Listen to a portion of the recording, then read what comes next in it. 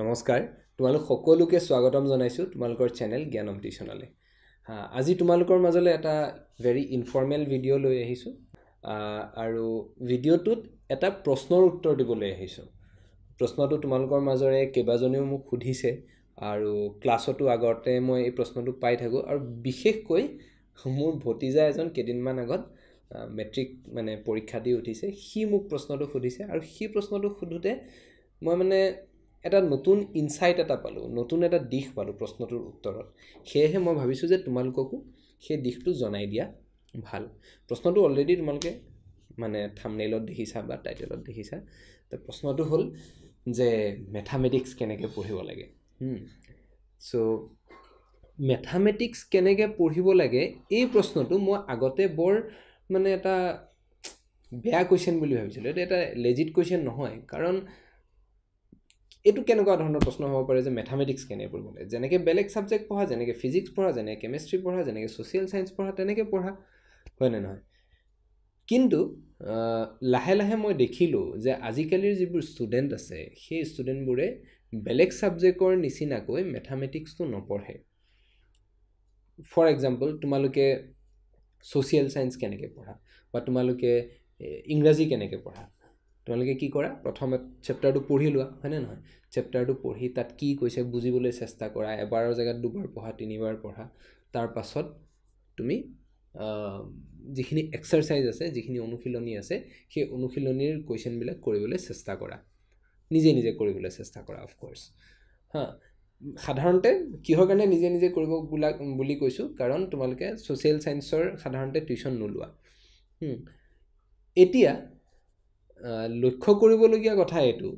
যে তোমালোকে যদি সোশ্যাল সায়েন্স তেনেকৈ পঢ়া বা ইংৰাজী তেনেকৈ পঢ়া তেনেহলে এই ম্যাথমেটিক্সৰ লগত মানে মাহিমাকৰ পুতেকৰ ব্যৱহাৰটো কিহৰ কাৰণে কৰি আছা হেতুটো কৰাটো ঠিক হোৱা নাই হয়নে নহয় সো মোৰ ফাৰ্স্ট এডভাইসটো হৈছে যে ম্যাথমেটিক্সৰ যিখিনি থিওৰি আছে সেই থিওৰিখিনি তোমালোকে প্ৰথমত পঢ়ি ল'বলৈ চেষ্টা কৰা তাৰ পাছতহে টিচাৰে কি বুজাইছে সেইখিনি পাছৰ কথা বা টিচাৰে বুজোৱাৰ পাছত তুমি যদি টিচাৰ বুজোৱাৰ আগত তুমি পঢ়িবলৈ পাৰা নাই তেনেহলে টিচাৰে বুজোৱাৰ পাছত তুমি গোটেই চেপ্টাৰৰ যিখিনি থিওৰি আছে সেই থিওৰিখিনি এবাৰ হলেও ৰিডিং দিবা এবাৰতটো সাফিচিয়েন্ট নহয় কিন্তু এবাৰ হলেও তুমি ৰিডিং দিবই লাগিব আদাৰৱাইজ মাহিমাকৰ পুতেকৰ নিচিনা ব্যৱহাৰ হৈ যাব আৰু দ্বিতীয়তে কথাটো আহিলে যে এক্সাৰসাইজ বুলি এটা বস্তু থাকে হয়নে বা অসমীয়াত কয় অনুশীলনী এক্সাৰসাইজ শব্দটো ক'ৰ পৰা আহিছে লক্ষ্য কৰাচোন তোমালোকে এক্সাৰসাইজ বুলি ক'লে কি বুজা আমি ফিজিক্যাল এক্সাৰসাইজ যে কৰো হয় না পুশ আপ কৰো তোমাৰ সিট আপ কৰো বা এপছৰ কাৰণে মানুহে বিভিন্ন ধৰণৰ কিবা কিবি এক্সাৰসাইজ কৰে হয় না নহয় এতিয়া তুমি যদি বাইসেপ বনাব চেষ্টা কৰি আছা আৰু যদি তোমাক ট্ৰেইনাৰজনে কৈ দিছে যে এনেকৈ বাইসেপ বনাবলৈ তুমি এনেকৈ ডাম্বেলটো ল'ব লাগিব আৰু তুমি এইদৰে এক্সাৰসাইজ কৰিব লাগিব ওকে আৰু সেই এক্সাৰসাইজটো তোমাৰ যদি ট্ৰেইনাৰজনে যদি তোমাক কৰি দিয়ে তুমি যদি নকৰা তেনেহলে ট্ৰেইনাৰজনৰহে বাইসেপ বনিব তোমাৰটো বাইসেপ নবনে ঠিক সেইদৰে যিখিনি এক্সাৰসাইজ আছে যিখিনি অনুশীলনী আছে সেইখিনি তোমালোকৰ বাবেহে নিয়ম মতে তোমালোকে কৰিব লাগে তোমালোকে কৰিলে কি হ'ব তেতিয়া ব্ৰেইনৰ যিবিলাক নিউৰেল কানেকশন আছে সেই নিউৰেল কানেকশন বিলাক বনিব আৰু নিউৰেল কানেকশন বিলাক বনিলেহে তোমালোকৰ ব্ৰেইনৰ মাসল গ্ৰো হ'ব তেতিয়াহে তোমালোকে ম্যাথমেটিক্সৰ বিউটিটো ম্যাথমেটিক্সৰ যিকোনো কনসেপ্টৰ ভিতৰত সোমাই থকা গভীৰতাত সোমাই থকা কথাবোৰ বুজিব পাৰিবা হেতু হৈছে বিৰাতে ইম্পৰ্টেন্ট কথা আৰু কেতিয়াবা কি হয় যে এক্সাৰসাইজ কৰি কৰি তুমি মানে তোমাক 10টা এনেকৈ মাৰিব দিছে কিন্তু তুমি 8টা মাৰিব পাৰিছা লাষ্টৰ দুটা মাৰিব পৰা নাই তেতিয়া তোমাক ট্ৰেইনাৰজনে অলপ ঠেলি দিছে অলপ হেল্প কৰি দিছে তেতিয়া তুমি সেই হেল্পটো মানে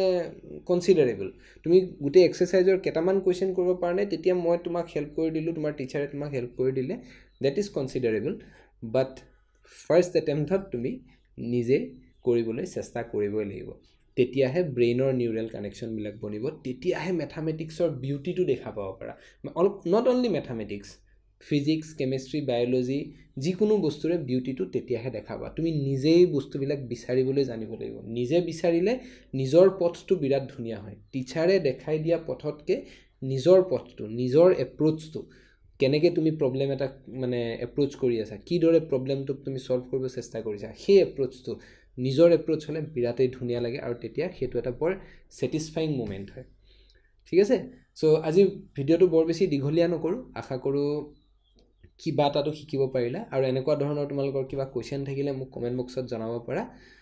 আজিলৈ বিদায় মাগিছোঁ ধন্যবাদ